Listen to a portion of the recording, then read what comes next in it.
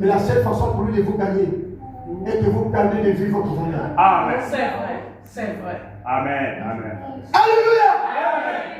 L'enfant prodigue avait compris ça. Amen. Il a dit, je retourne dans la maison de mon père. Amen. Même si je dois être un serviteur. Amen. Moi, je serai serviteur dans la maison de mon père.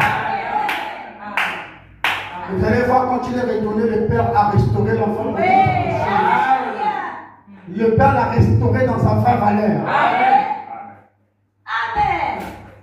Alléluia. Amen. Mais remarquez,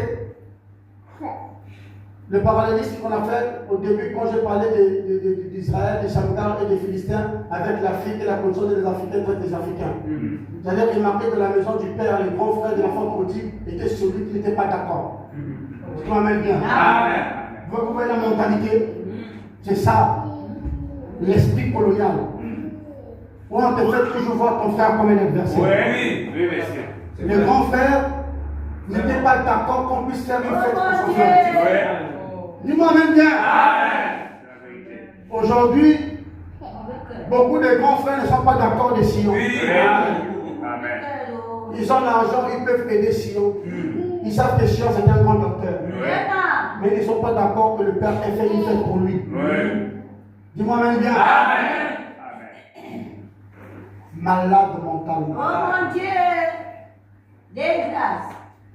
Oh non, ton fils est parti. Il a pris son argent. Ton argent, il est allé faire la publicité, la fornication, la mauvaise vie. Maintenant, quand il revient, tu viens pour lui la fête.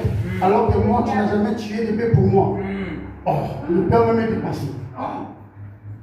Le Père me dit que tout ce qui est à moi est à toi. C'est ça. Je t'ai jamais interdit de faire la fête avec tes amis. Vraiment. Tu peux faire une fête, c'est ton affaire. Mais ton frère, s'il était mort, il est revenu à la vie.